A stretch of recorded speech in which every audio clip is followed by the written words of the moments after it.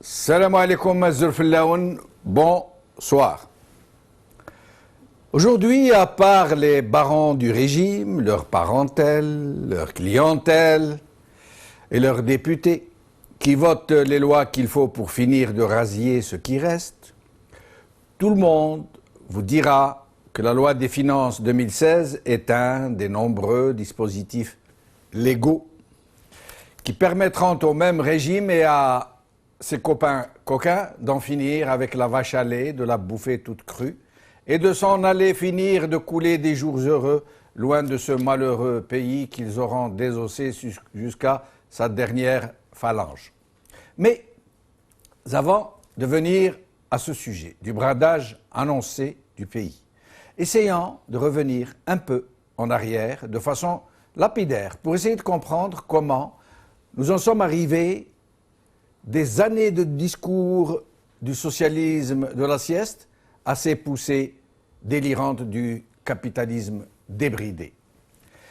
Dès la fin des années 60, après le dernier baroud du prolétariat algérien, dockers, Sonelgaz, cheminots, le régime de Boumedienne se mit en place la fameuse gestion socialiste des entreprises, la GSE, qui consistait à donner aux travailleurs bien plus qu'ils ne revendiquaient, à la seule condition, bien sûr, qu'ils se tiennent tranquilles et qu'ils mettent la contestation politique de côté.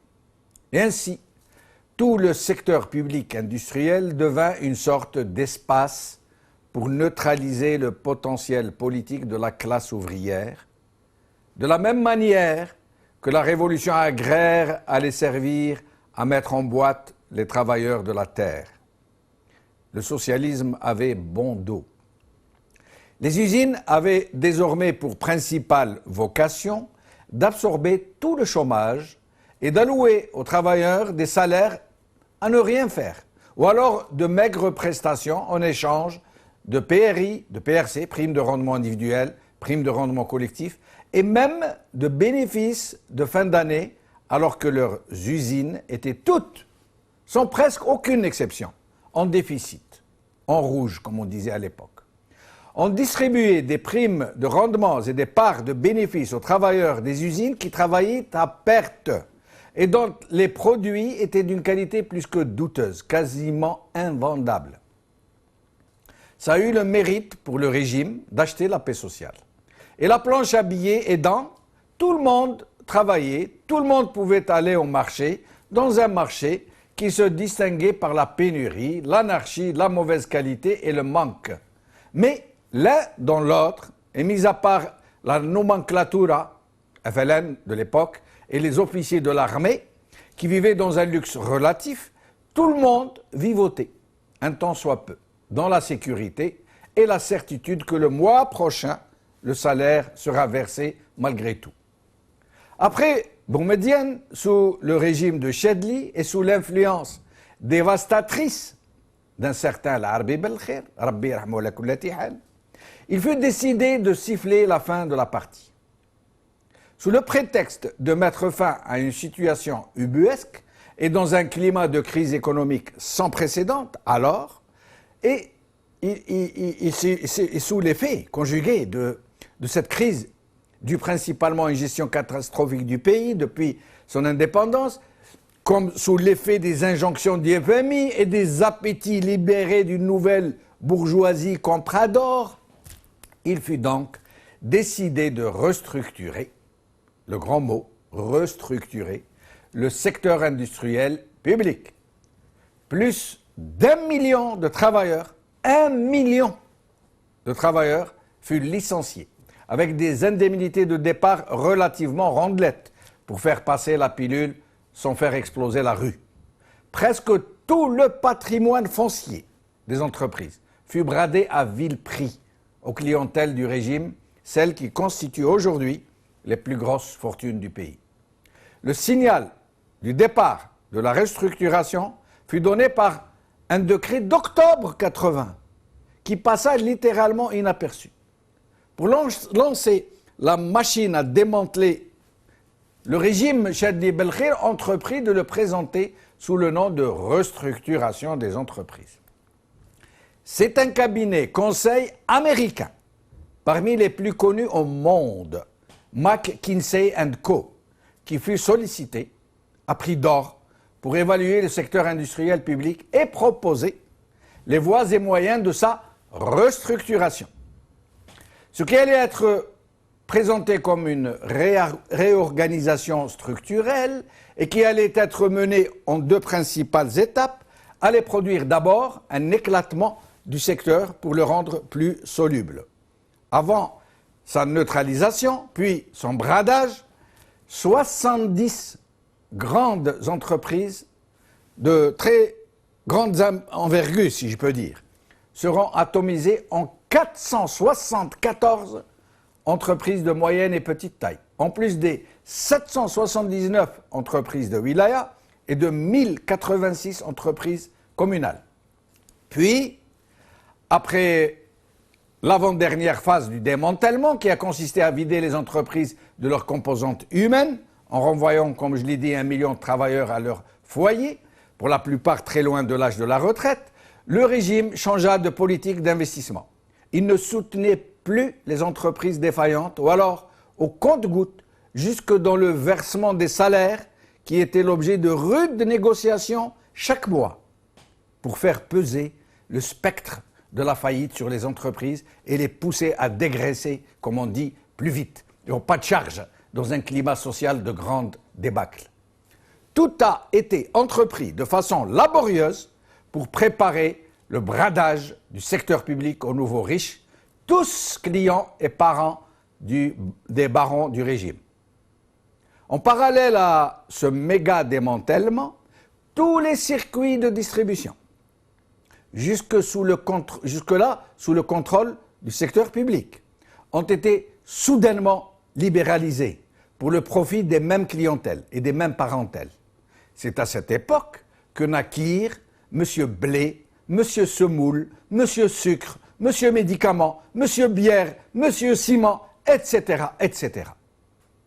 Aujourd'hui, après que le régime ait réussi à créer une nouvelle classe de nouveaux riches, plusieurs centaines de millionnaires en dollars et une dizaine de milliardaires en dollars, à la faveur de l'immense gaspillage de près de 1000 milliards de dollars en moins de 20 ans, le régime se retrouve au milieu du gué, à un moment où il a besoin de se reconfigurer, de se préparer pour l'après-Bouteflika.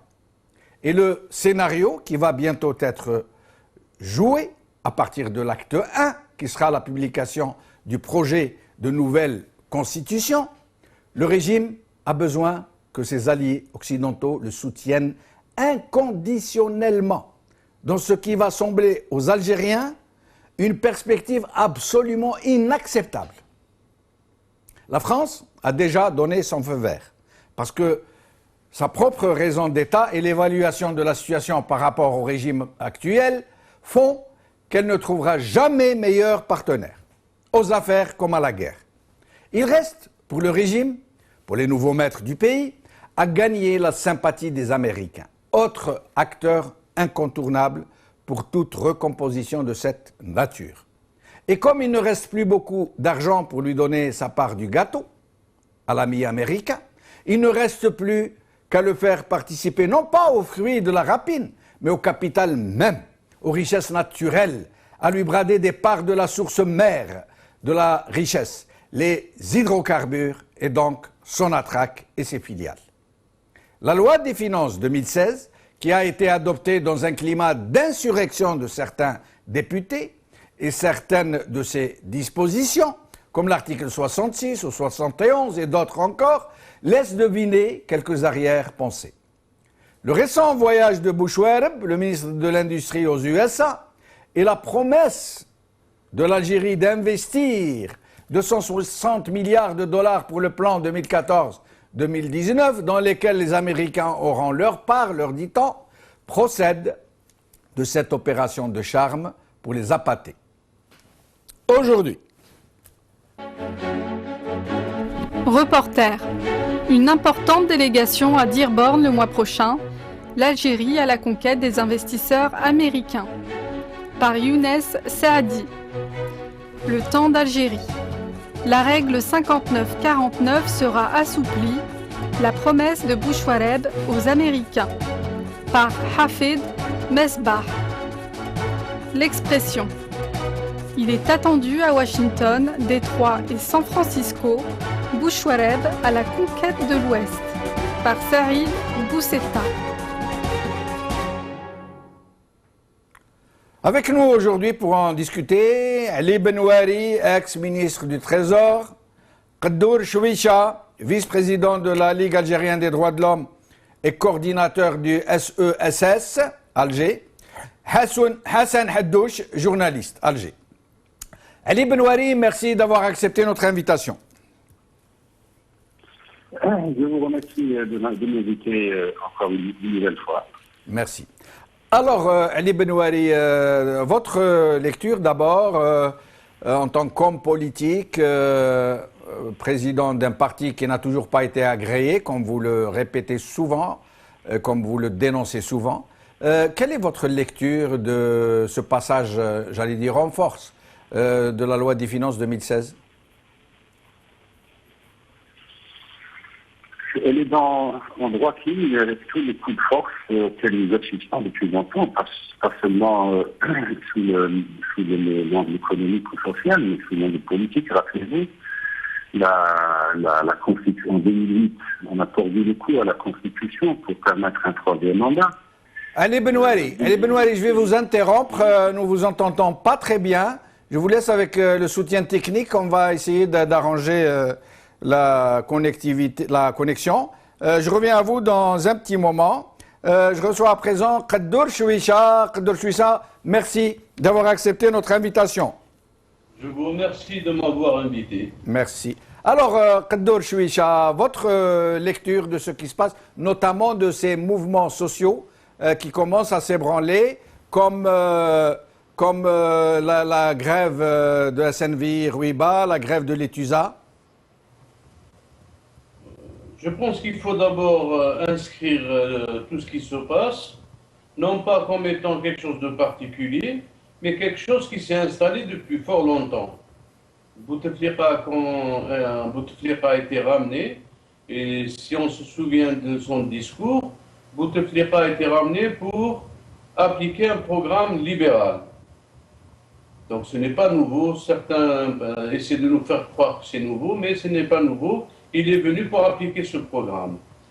Le quatrième mandat a été un moment important pour eux, parce que c'était un mandat où on avait de président, mais sans avoir de président. C'est-à-dire qu'on pouvait maintenant accélérer le processus, sans que celui qui soit constitutionnellement responsable ne dise mot. Donc on pouvait faire passer tout ce que l'on veut. Maintenant, par rapport aux mouvements sociaux, ces mouvements sociaux, je pense que ça va aller de plus en plus. C'est pourquoi le pouvoir a toujours essayé d'avoir sous sa pote l'UGTA. N'oubliez pas cela, parce que nous parlons de sections qui sont à l'UGTA. Et malgré que l'UGTA ait signé un pacte social avec le pouvoir, disons qu'il ne faut pas qu'il y ait de grève, vous remarquerez que les travailleurs algériens ne suivent pas l'UGTA, parce que l'UGTA, en fait, ils savent que l'UGTA n'est pas le syndicat, mais il est le représentant du pouvoir auprès des travailleurs algériens. C'est pourquoi, d'ailleurs, il ne faut pas l'oublier, que ce pouvoir est en train de lancer un nouveau projet du Code du travail, parce qu'il sait très bien ce qu'il est en train de faire. Il sait qu'il n'apporte que misère, que catastrophe, et il sait très bien que c'est des travailleurs qui vont bouger. Donc, il a lancé depuis fort longtemps un chantier concernant le nouveau code de travail pour réprimer encore plus davantage, pour empêcher l'expression syndicale, tout en favorisant celle de, disons, son outil que j'appellerais l'UGTA. Alors, Donc, des questions sur ce que vous venez de nous dire. D'abord, au sujet de Bouteflika, il me semble que c'est lui qui avait bloqué la loi sur la privatisation des hydrocarbures. Loi qu'il avait lui-même laissé passer pour la bloquer en dernier ressort. Les atermoiements de Bouteflika ou d'une frange du personnel politique ne sont pas du tout importants. Nous sommes dans un rapport de force qui est un rapport de force au niveau international. L'Algérie, depuis très longtemps, on a assigné à l'Algérie depuis très longtemps une place dans la division internationale du travail. L'Algérie est conçue comme étant un pays dans lequel l'énergie, on peut acheter de l'énergie. C'est un pays qui peut devenir un marché pour la marchandise des pays capitalistes. Et c'est un pays aussi à qui on demande d'être une frontière par rapport au déplacement des migrants. Donc voilà la place de l'Algérie dans la division internationale du travail. C'est ça le Est-ce fondement. que cette loi des finances, telle qu'elle se décline aujourd'hui, est-ce qu'elle ne va pas contourner justement cet empêchement de pouvoir privatiser les hydrocarbures? Est-ce que maintenant, avec les nouvelles dispositions contenues dans cette loi des finances, il ne va pas être possible de privatiser son attraque doucement, en y allant mine de rien, tout simplement à la limite? Oui, c'est essayer d'adopter par petites retouches, par petits gestes, mais d'arriver à un modèle où l'énergie ne sera pas simplement moins chère, mais l'énergie, c'est-à-dire c'est les entreprises internationales qui auront la main sur le robinet. Nous n'aurons qu'à demander un peu une partie de ce que l'on soutire de la tête du sous-sol algérien. Donc, Je reviens à vous dans un moment, Khader Chouicha, pour vous demander de nous dire un peu ce qui se passe au sein de ces syndicats qui sont en train de s'insurger contre leur centrale UJTA et de nous parler aussi de ce code du travail que vous évoquez, de nous dire dans le détail ce qui vous inquiète dans la préparation de certaines dispositions de ce nouveau code du travail. Je reviens à Ali Benouari que nous retrouvons sur un autre téléphone. Ali Benouari, je vous laisse poursuivre ce que vous étiez en train de dire. Oui, je disais simplement que le pouvoir nous a habitués à des coups de force. Cette loi de finances 2016 est un énième coup de force. J'ai cité la Constitution qui a été amendée pour permettre faire sauter le verrou des deux mandats, mais en fait, c'est peut-être que c'est le plus grand, l'un des plus grands crimes. Mais sinon, il n'y a rien de surprenant. C'est un régime aux abois. Et j'en profite pour dire que ce que je pense de cette loi de finances en particulier, pourquoi les mesures qui sont dans cette loi de finances n'ont pas été prises au cours des lois de finances précédentes. C'est simplement parce que le régime est à bout de souffle. Il arrive en fin de ressources et il lui faut trouver des solutions. Les solutions qui ont été imaginées, ce sont des solutions qui découlent directement de la crise économique et financière annoncée. Je dis annoncée, en fait elle a déjà commencé, mais elle risque de s'aggraver et le pouvoir le sait. Donc c'est de la panique, mais en même temps, le pouvoir cherche à tirer de cette panique une espèce de légitimité. Légitimité, j'allais dire, réformatrice, en disant voilà, nous allons vers plus d'économie de marché, vers plus de liberté d'entreprendre. On va attirer les investisseurs étrangers, les IDE, les fameux IDE. On va faire la part belle aux grands pays qui pourront investir chez nous librement. On va leur donner des gages, en somme. Et du coup, ils mettent de leur côté les grandes puissances comme soutien. C'est très pervers, évidemment, après avoir endommagé aussi gravement le pays, de leur livrer ce qui reste. Voilà mon opinion générale sur cette loi de finances. Mais en plus de ces IDE dont vous nous parlez, investissements directs à l'étranger, qui vont être, paraît-il, tout à fait libérés, est-ce que ça veut dire que les entrepreneurs, les capitaines d'industrie algériens vont pouvoir faire sortir autant d'argent qu'ils le veulent pour l'investir à l'étranger? Non, c'est pas du tout dans leur esprit. Dans leur esprit, c'est de maintenir un niveau d'investissement élevé qu'ils ne peuvent pas assurer aujourd'hui. Le rétrécissement des ressources en devises ne permet pas d'entreprendre de grands projets et de donner l'impression que le régime sait où il va, qu'il investit, qu'il pense au développement du pays. La preuve, c'est que la plupart des grands projets ont été arrêtés. Le reste le seront sous peu. Et le régime sait très bien que les gens vont finir par s'en rendre compte. Donc, le ballon d'oxygène ne peut venir que des investissements étrangers. C'est la raison pour laquelle ils ont imaginé cette ouverture dans le capital des entreprises publiques. Mais ils savent aussi que les étrangers ne viendront pas investir s'ils ne sont pas libres dans l'acte d'investir et si l'environnement n'est pas propice. Alors on va leur donner des gages et on leur donnera de plus en plus de gages. Ce qui est surprenant, c'est que ce qui est surprenant dans l'audace ou l'outrecuidance, c'est que ils ne disent pas que son attraque n'est pas concerné ou son gaz n'est pas concerné. La loi de finances est muette. Donc nous sommes en droit de penser que, effectivement, ils veulent également privatiser son attraque. Je reviendrai à vous tout à l'heure, Ali Benoît, pour vous demander si, dans cette optique, Sonatrach pourrait être offerte à cet investissement étranger et devenir peu à peu une entreprise comme les autres, avec peut-être une majorité de partenaires étrangers, de capitaux qui n'appartiendraient plus à l'Algérie.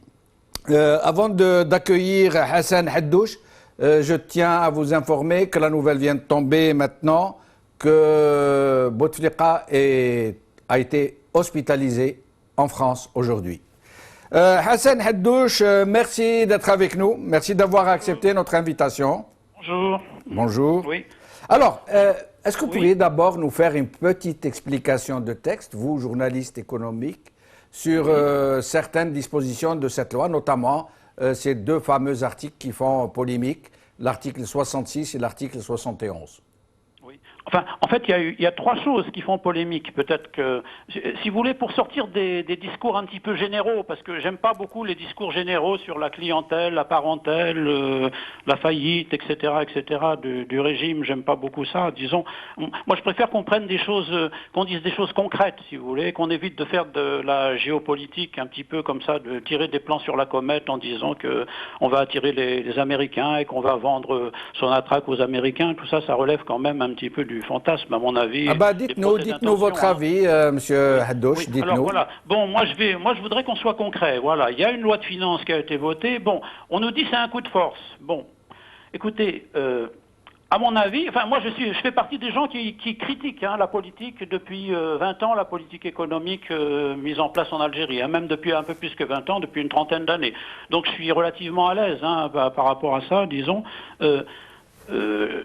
Il n'y a pas eu de coup de force à l'Assemblée nationale sur la loi de finances 2016. Il y a une majorité de plus de 300 députés, disons, qui a voté un texte présenté par le gouvernement. Et il y a une minorité qui a essayé, comme dans beaucoup de pays, ça se fait dans beaucoup de pays, de faire une bataille de procédure pour empêcher le texte d'être adopté. Bon, ça fait partie des pratiques parlementaires relativement courantes, c'est assez courant, mais à la fin de l'histoire, au bout du compte, finalement, il y a toujours un vote et la majorité vote, disons, la loi qui est présentée par le gouvernement. Bon, il y a eu une majorité parlementaire, elle a voté cette loi.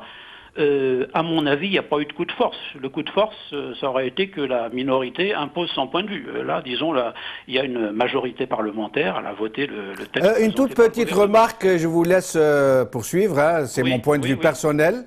Les 300 députés dont vous parlez ne représentent même pas 30% de l'électorat, de l'aveu même du régime. C'est la plus basse participation électorale depuis l'indépendance. Et donc, quand moins de 30% de représentants d'un électorat qui, donc de plus, ont été élus par la fraude électorale, concluent votent une telle loi, ça s'appelle un coup de force, à mon avis. Mais je vous laisse poursuivre. Monsieur, on ne va pas refaire le Parlement, le Parlement algérien. Le Parlement, il est ce qu'il est aujourd'hui. Ils sont élus comme ils ont été élus, bon, peu importe. Disons, là, il s'agissait, il y a une loi qui est passée au Parlement, elle a été votée par la majorité, il n'y a pas eu de coup de force au Parlement, c'est ce que je veux dire. Bon, maintenant, si vous voulez refaire l'histoire de l'Algérie depuis l'indépendance, moi je veux bien, mais enfin, bon, tout dépend de quoi on parle. Bon, si on parle d'aujourd'hui, ou on parle de 62, de 80, etc. Moi, je voudrais vous parler d'aujourd'hui, je voudrais qu'on essaie de parler d'aujourd'hui et des enjeux d'aujourd'hui. Si vous le voulez bien, bon. Alors, les enjeux d'aujourd'hui, c'est quoi? Bon, il y a une loi de finances qui est passée. Dans cette loi de finances, si vous voulez, il y a un certain nombre de dispositions. Bon, les dispositions les plus importantes, celles qui ont été le plus commentées par les gens, c'est par exemple l'augmentation des prix des carburants. Il y a une augmentation des prix de carburant qui va être modérée, mais relativement sensible. Et ce qui est le plus important encore, c'est qu'on nous annonce, en plus de cette augmentation de l'augmentation d'aujourd'hui, on nous annonce, c'est le ministre des Finances lui-même qui le fait, qui dit il va y avoir des augmentations futures, progressives, qui vont ramener progressivement le prix du carburant à sa valeur réelle, c'est-à-dire à la vérité des prix, à son coût de production. Bon, eh bien écoutez, moi c'est une démarche pour laquelle je milite depuis 20 ans. Donc, le gouvernement fait ça, et ben je suis content. Il se trouve qu'il y a en Algérie des centaines d'experts, disons, des centaines d'économistes et de think tanks, etc., qui préconisent depuis des années et des années qu'on arrête de subventionner les carburants, l'essence, parce que c'est une calamité nationale, parce que c'est un fléau national. Bon, il se trouve qu'aujourd'hui, il y a un gouvernement qui a décidé de le faire. Eh ben, je vais pas dire que c'est une... Mais vous partez d'un point particulier pour... vous partez d'un point particulier... Vous qui parlez de concret, vous voulez du concret. Vous partez d'un point particulier pour élaborer une généralité sur une loi. D'ailleurs, quand vous dites, par exemple, que parler de parentèle et de clientèle n'est pas concret, vous pensez que les forces d'argent d'aujourd'hui ne sont pas des clients et des parents des barons du régime? Je ne sais pas ce que c'est que les forces d'argent. Je sais pas. Les détenteurs des grands capitaux dans le pays. Je ne sais pas ce que ça veut dire. Ça ne veut rien dire. Ah, c'est une expression qui ne veut rien dire. Elle est abstraite, elle ne veut rien dire. Vous m'en direz tant. Quelque chose qui est concret, c'est le prix de l'essence. Voilà, ça, je sais ce que c'est. Et les barons du Ali Haddad, par exemple, c'est pas concret, c'est une vue de l'esprit. Mais Ali Haddad, c'est un capitaliste, c'est un entrepreneur capitaliste. Ben, est-ce que c'est un client du régime ou non? Mais c'est un client du régime, bien sûr, puisque c'est un entrepreneur de travaux publics. Et les commandes publiques sont faites par l'État. Mais vous savez très bien ce que j'entends par client quand ne me faites pas dire ce que je n'ai pas dit, je parle de clientèle. Ça veut dire des gens qui ont été rendus riches par des pouvoirs et des trafics d'influence. Non pas parce qu'il y a du partenariat. Monsieur, moi je suis économiste. Moi je suis économiste depuis 30 ans. Je pratique ce métier depuis 30 ans. Je sais que dans tous les pays du monde, les grandes entreprises de travaux publics font partie de la clientèle du régime parce que les grandes entreprises publiques tirent leur plan de charge des commandes publiques. Je suis au regret, monsieur, tout économiste que vous êtes. Clientèle en Occident est un mot péjoratif. Les grands capitalistes, comme vous dites, ne se considèrent pas comme clients des décideurs politiques parce que sinon ça voudrait dire qu'il y ait concussion en la matière. Mais si, monsieur, en France, le groupe Bouygues, c'est le plus grand groupe de travaux publics de France. D'ailleurs, c'est le numéro 1. Mais on ne dit pas c'est une clientèle de Sarkozy ou c'est une clientèle de Hollande. On ne dit pas c'est un client. Le mot client a une connotation péjorative qui dit quelqu'un qui a été créé par connotation, par cooptation. Mais sinon, est-ce que vous pourriez nous faire une explication de texte de ces dispositions qui sont tellement décriées? Pardon?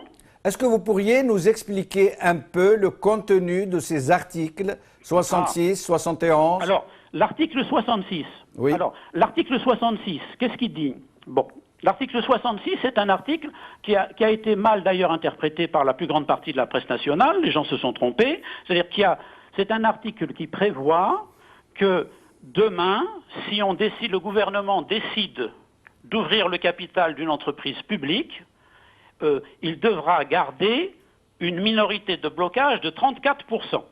Donc c'est un article qui autorise le gouvernement à ouvrir le capital des entreprises publiques à hauteur de 66%, mais en gardant en tout état de cause une minorité de blocage de 34%. Bon, voilà ce que dit l'article 66. Maintenant, l'article 66 n'est pas un programme de privatisation. C'est une loi qui autorise le gouvernement demain, s'il veut ouvrir le capital d'une entreprise publique, disons, à l'ouvrir à hauteur de 66%, en conservant une minorité de blocage de 34%. Bon, alors vous en tirez la conclusion qu'ils veulent vendre Sonatrach. Moi, bon, écoutez, mais cette conclusion, je lis pas dans l'avenir, hein. Cette disposition, elle leur donne cette latitude. Ça veut dire qu'avec cette disposition, ils peuvent mettre Sonatrach en vente. Mais on n'avait pas besoin de la loi de finances 2016 pour ouvrir le capital des entreprises publiques. Il y a un programme d'ouverture de capital des entreprises publiques qui a été annoncé il y a 2 ans. Il consistait à ouvrir le capital des entreprises de Mobilis, d'Air Algérie, je crois, du CPA, d'une des plus grandes banques publiques algériennes. Il a été annoncé il y a 2 ans. On n'a pas attendu. Et il a été salué par tout le monde d'ailleurs à l'époque. En plus, on a annoncé l'ouverture du capital de 8 grandes entreprises publiques, dont des cimenteries aussi, je crois, disons, par la bourse. Ça a été annoncé il y a 2 ans, c'est toujours pas fait. D'ailleurs, moi, je le regrette parce qu'on aurait dû aller. Je pense qu'il faudrait aller plus vite. Bon, on n'a pas besoin. Le gouvernement n'a pas besoin de la loi de finances 2016 pour ouvrir le capital des entreprises publiques. Il suffit que le gouvernement réunisse le Conseil des participations de l'État aujourd'hui. Disons, avant même l'adoption de la loi définitive de la loi 2016, il suffit qu'ils réunissent le Conseil des participations de l'État, présidé par le Premier ministre, et il peut ouvrir le capital. Restez avec nous, Hassan Haddouche. Nous revenons à vous dans un instant. Qaddour Chouicha, avant que je vous pose de questions, vous voulez peut-être commenter ce que nous dit Hassan Haddouche? Non, en même temps, je suis d'accord avec lui quand il dit que ce qui s'est passé au Parlement n'est pas un coup de force.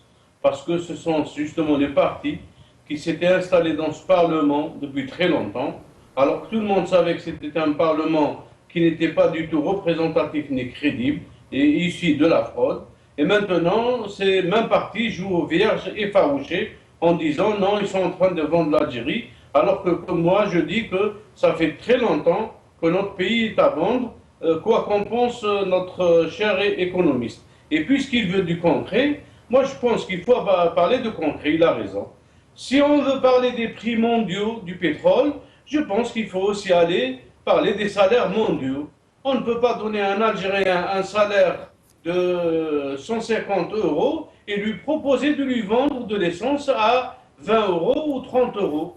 Donner aux Algériens des salaires mondiaux de 1 000 €, ils seront d'accord pour acheter l'essence à 20 €. Donc je pense que quand on parle de concret, le concret, ce n'est pas simplement quand il faut écraser les travailleurs algériens. Le concret, c'est aussi demander à ce que les Algériens bénéficient des mêmes avantages. Et pour parler encore de concret, je sais que par exemple, quand vous allez dans le sud, mais c'est ça va rejoindre le nord, il y a un trafic de marchandises, mais il y a surtout un trafic de main-d'œuvre. Les boîtes internationales qui sont installées dans le sud ne reconnaissent pas la loi algérienne. Ça, c'est du concret, ça, c'est pour le monsieur l'économiste. Ne reconnaissent pas les lois algériennes en matière de travail.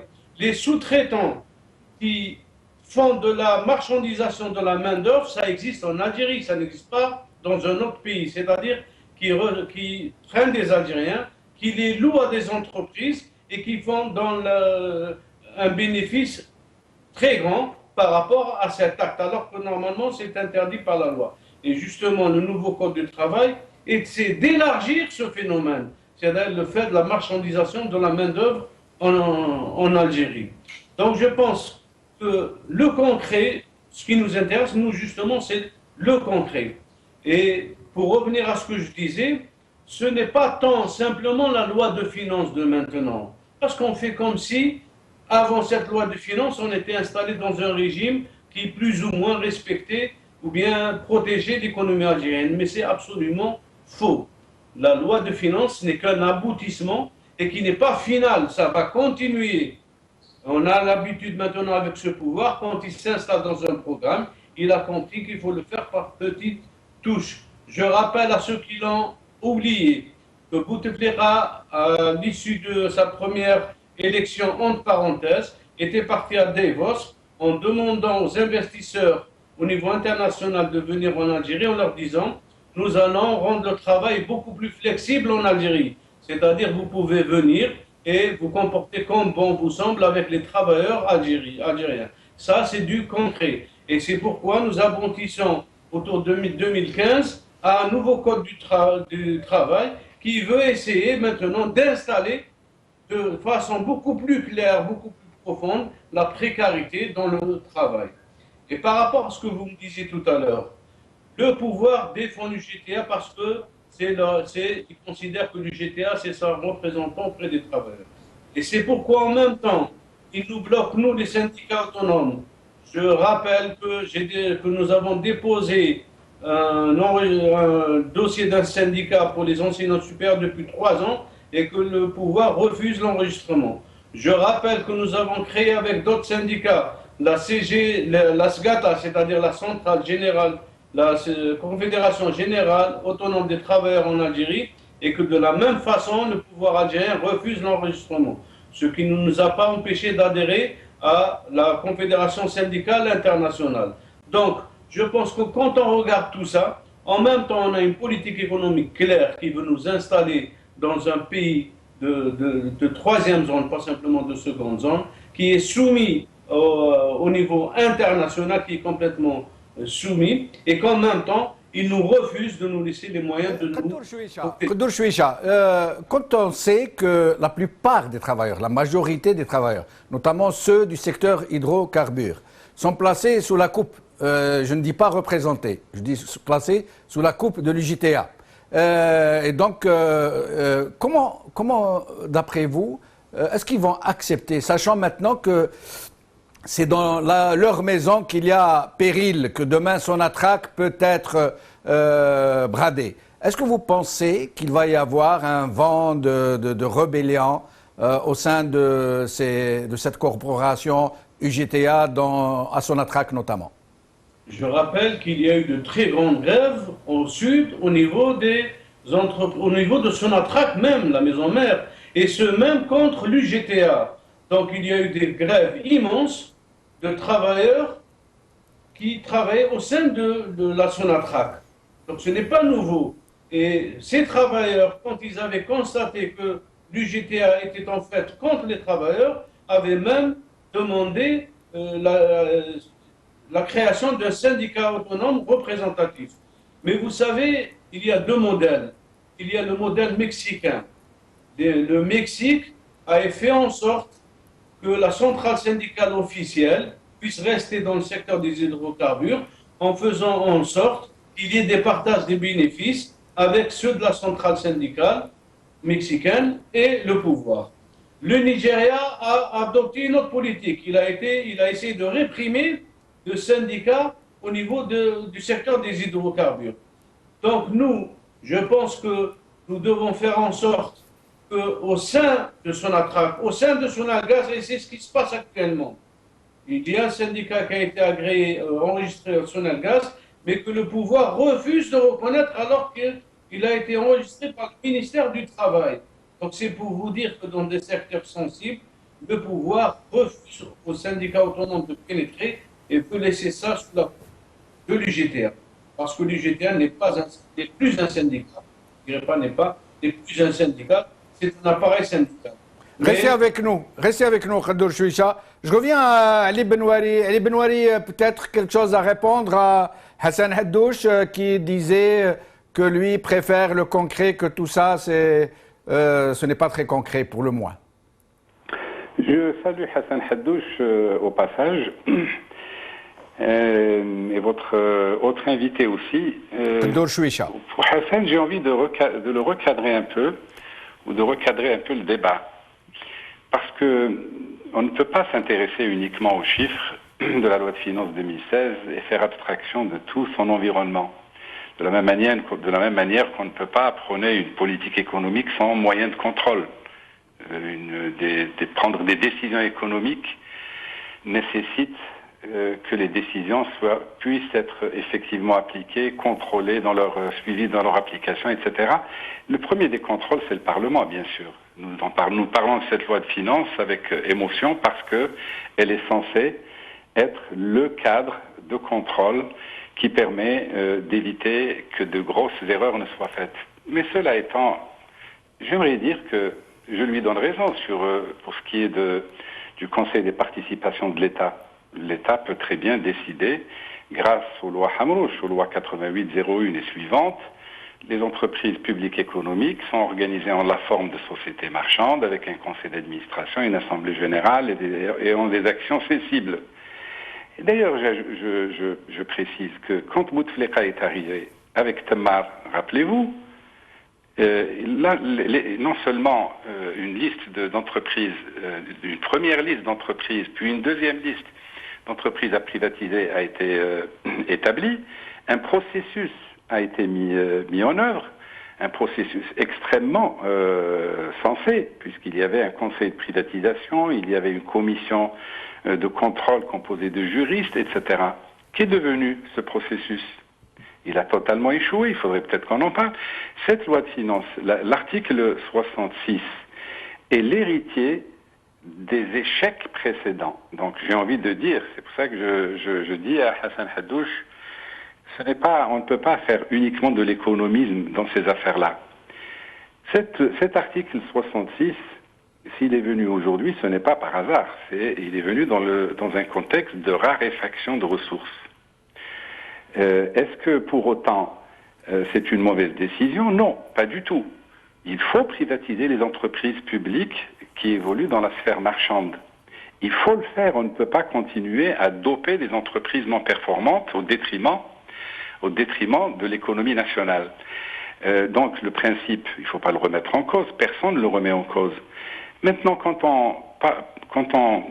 on se risque à évoquer son attraque, mais c'est tant pis pour le gouvernement, il n'avait qu'à dire que cet article 66 ne s'applique pas à tel ou tel secteur.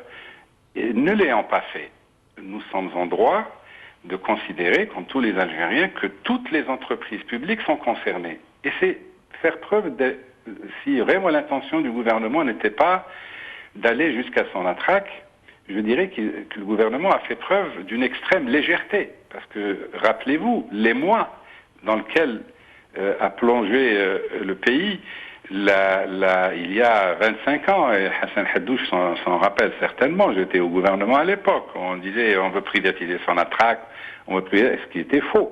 Mais l'émoi était tel que aujourd'hui le gouvernement aurait dû prendre un minimum de précautions, c'est-à-dire expliquer quels sont les secteurs, quelles sont les conditions, et non pas balancer un article qui permet à la limite demain au gouvernement de privatiser n'importe quelle entreprise.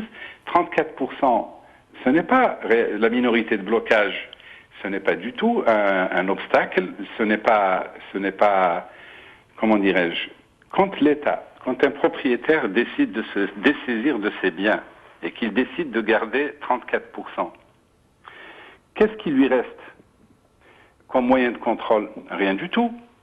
La seule chose qu'il ne peut pas faire, c'est ou plutôt la seule chose que lui donne le droit, cette minorité de blocage, c'est d'empêcher qu'une augmentation de capital ne se fasse sans son avis, et des choses comme ça. Mais la conduite de la politique de l'entreprise échappe totalement à l'État dans ces conditions-là. Je ne dis pas non plus que c'est une mauvaise voie, je dis que si je suis les propos du ministre des Finances, je dis que c'est plutôt bien étudié. Puisque si d'ici 5 ans l'entreprise, le repreneur, a bien travaillé, a investi, a gagné de l'argent, alors elle a largement mérité le droit d'acquérir les parts qui restent. Enfin. Mais Ali Benouari, comment expliquez-vous qu'aujourd'hui, malgré ce risque de privatisation, le mot n'est pas exagéré du tout à vous entendre, de privatisation de Sonatrach, pourquoi il n'y a pas eu cet émoi qui a eu lieu publics qui ont été privatisés et personne ne l'a regretté. Oui, mais là c'est Sonatrach, là c'est la société qui gère la principale et la seule vraie ressource du pays en l'occurrence. C'est pour ça que je parle de légèreté du gouvernement, parce que si cet émoi ou ces réactions passionnelles viennent du fait que les gens ont immédiatement pensé à Sonatrach. Mais pourquoi il n'y a pas eu une levée de bouclier? Pourquoi il n'y a pas de réaction notable à cette situation qui a, à ce que je comprends, moi je ne suis pas un initié en la matière, qui est peut-être même pire que la loi sur la privatisation sur les hydrocarbures, si j'ai bien compris? D'abord parce que ce n'est pas clair. Comme dit Hassan Haddouche, ils ne disent pas clairement on va privatiser Sonatrach. Ils passent sous silence la question. Et donc les gens ne peuvent pas réagir directement à quelque chose que le gouvernement n'a pas exprimé de manière claire. Néanmoins, les gens qui s'inquiètent ont le droit de s'inquiéter dans la mesure où l'article 66 donne la possibilité au gouvernement de privatiser n'importe quelle entreprise, y compris Sonatrach. et que l'on ne se cache pas derrière les 34%, encore une fois. Imaginez, vous imaginez Sonatrach, 66% du capital de Sonatrach vendu. Est-ce que vous imaginez? Restez avec nous, Ali Benouali. Je reviens à Hassan Haddouche. Hassan Haddouche, tout à l'heure, Khadr Chouissa, vous disiez oui, soyons concrets. Mais pourquoi vous ne parlez que des prix? Pourquoi ne parlez-vous pas des salaires en la matière, en l'occurrence? Moi, je voudrais qu'on arrête de faire peur aux Algériens. Je voudrais qu'on arrête de faire peur aux Algériens, qu'on raisonne sur du concret, sur des faits. Allez-y, je vous en prie. Personne n'a annoncé la privatisation de Sonatrach. Il faut arrêter d'agiter des épouvantails. On en parle tous les 25 ans, on nous dit qu'on va privatiser Sonatrach. On n'a pas privatisé Sonatrach il y a 25 ans, on ne la privatisera pas cette fois-ci. C'est un fantasme absolu, c'est un épouvantail. Je ne sais pas d'où est-ce que vous avez ramené cette information. Elle n'a aucun sens et je refuse de discuter, de débattre sur un fantasme. Est-ce qu'elle peut être privatisée de façon légale avec les dispositions qui existent aujourd'hui, sans qu'il y ait de décision politique? Est-ce qu'elle est privatisable légalement? C'est la question. J'aimerais que vous répondiez de façon claire et concrète, comme vous dites.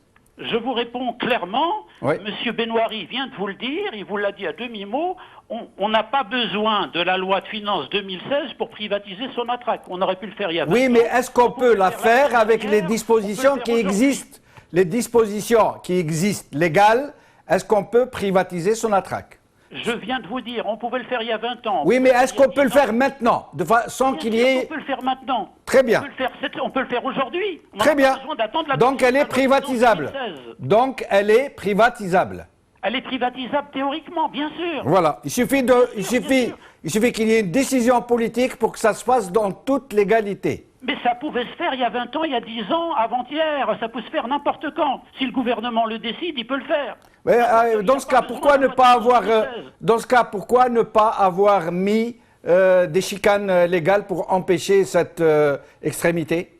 Mais encore une fois, personne n'en parle. Personne ne parle de privatisation de Sonatrach. Pourquoi voulez-vous nous faire débattre de quelque chose, d'un projet qui n'existe pas, d'un fantasme? Pourquoi voulez-vous qu'on débatte sur un épouvantail? On parle de faits, on parle de concret, on parle de décisions concrètes.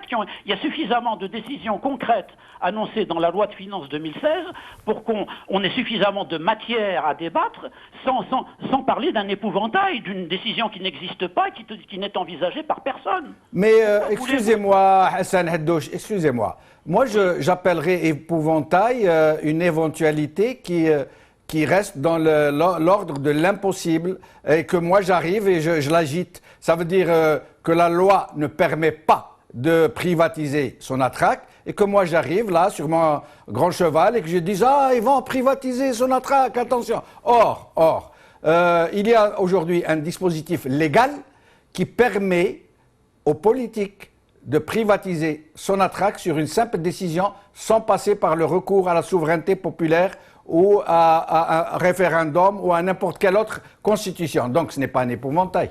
Monsieur Benouari vient de vous expliquer que la possibilité légale d'ouvrir le capital de Sonatrach existe depuis 1988. Mais je n'ai pas dit qu'elle est contenue dans la loi des finances. J'ai dit qu'elle existe dans la loi des finances ou sans elle. Mais elle existe bien. Et donc ce n'est pas un épouvantail. Pour répondre de façon précise, il vous a dit que cette possibilité légale existe depuis 1988. D'accord, monsieur Hassan Haddouche, je vous remercie. Restez avec nous jusqu'à la fin de l'émission. Je reviens à Khadr Chouissa qui va donc conclure puisque nous arrivons à la fin de l'émission. Je voudrais, bien que je ne sois pas un économiste, je voudrais un peu m'insurger contre cette vision économiste. Je vais donner un petit exemple. C'est vrai qu'en Algérie, nous avons vécu la dissolution des entreprises publiques. Moi, en tant qu'universitaire algérien, quand j'ai commencé à travailler à l'université, je me suis battu pour avoir un logement et l'État m'a donné un logement. L'entreprise qui a construit le logement, qui est une entreprise publique, a construit ce logement, a fait son travail, mais elle a été dissoute parce qu'on lui a dit « tu n'as pas d'argent, tu n'as pas travaillé ». Alors que je sais, moi j'habite ce logement, je sais qu'ils ont travaillé. Donc cette vision économiste pire, qui ne veut pas nous faire comprendre que l'économie, ce n'est pas simplement des techniques, mais c'est une politique économique, moi je m'insurge sur cette vision parce que c'est elle qui a préparé la catastrophe. Et nous sommes actuellement au même stade. On veut se battre contre ce pouvoir en disant non, il n'est pas légitime, non, il ne respecte pas les droits, mais on tient toujours le même discours économique pur qui remonte à une idéologie bien précise. C'est une idéologie néolibérale qu'on veut nous appliquer. C'est vrai que les gens n'aiment pas parler de politique et veulent même neutraliser la politique. Merci, merci Khader Chouicha. J'espère vous revoir bientôt dans nos autres émissions. Donc voilà, Hassan Haddouche vient de nous dire que la privatisation de Sonatrach est un épouvantail que nous agitons sans raison. Moi, je répondrai qu'il ne tient qu'au régime de prendre des dispositions pour que Sonatrach ne soit pas privatisable et donc il n'y aurait plus d'épouvantail à agiter. Ce que j'aimerais dire, c'est que est-ce que ce qui reste des richesses va être dispersé aux 4 vents? Un objet qui tombe ne reste pas suspendu en l'air, il ira jusqu'au bout de sa course, fatalement. Il faut juste dire que ce qui se passe en ce moment en Algérie, dans cette sorte de fuite en avant, le bradage du pays n'a pas commencé hier. Merci d'avoir suivi cette émission. Merci à nos invités d'avoir répondu à notre invitation. Salam alaikum, qawala khair, bislama.